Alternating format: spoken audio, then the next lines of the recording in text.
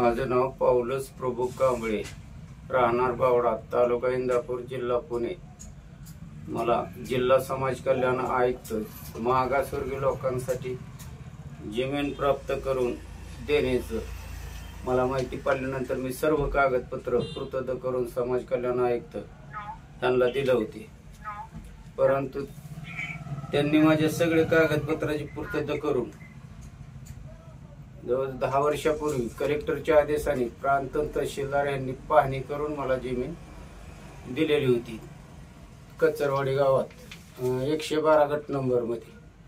त्या जमिनीची मी वहिवाट 10 वर्ष झाले करत होतो, परंतु मला पाणी लागल्यामुळे शहाजी बाबूराव भगत, बबन बाबूराव भगत, दादासू बाबूराव भगत, पांडुरंग नामदेव माने यांनी संगनमत करून माझा रस्ता बंद करून तोडफोड करून JCBनं केला होता। मी इचरा गेलो नंतर मला काय म्हणली ती, महाराज लोक इकडे यायचं नाही, जर आला तर तुमची काय खरं नाही असं म्हणून मला धमकावलं असताना मी इंदापूर पोलीस स्टेशनला रेसिर कंप्लेंट दिली होती। त्या कामी त्यांच्यावर FR दाखल झाली। ती FR त्यांची बारामती सेशन कोर्टात चालू आहे। तरी सुद्धा ही लोक कायद्याला न जुमानणारे असल्यामुळे मला वेळोवेळी धमकवत आहेत। मी तहसीलदार साहेब यांच्याकडे तक्रार केली होती, माझा रस्ता तोडफोड केला म्हणून। तहसीलदार साहेब यांनी माझे सर्व कागदपत्र तळपाणी पुराव्याशी मला माझ्यासारखा निकाल दिला होता, परंतु माझ्या रानामध्ये मी बोर मारल्यामुळे चिडून जाऊन पाणी चांगलं गरिबाला लागलेलं बघून मला की धमकवत होते।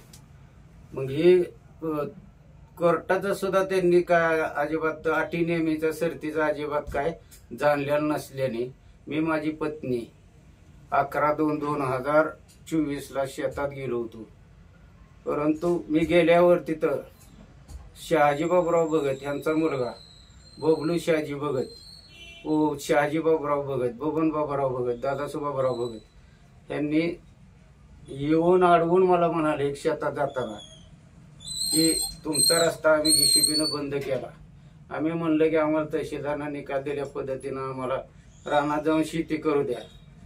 तर तसं सांगितल्यावर ती म्हणली की तुम्ही अजिबात इकडे यायचं नाही। असं म्हणताच मी असं म्हणून त्यांनी त्यांची लोक बोलवून घेतली।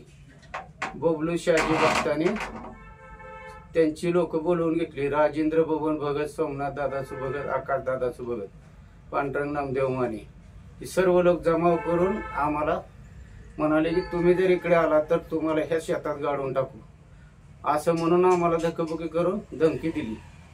काय पोलिसांनी काय कारवाई केली का नाही तुमच्या?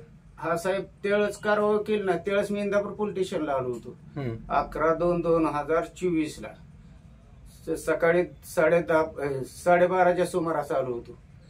मग त्यावेळेस आम्हाला इथल्या पोलिसांनी घेतली नाही दखल, घेतली नसल्यामुळे मी पोस्टाने पाठवलं होतं, तरी पण 1-1.5 महिना माझी काय दखलच घेतली नाही। तरी सुद्धा तहसीलदार साहेबांच्या आदेशाप्रमाणे परत त्यांनी मला आदेश दिला।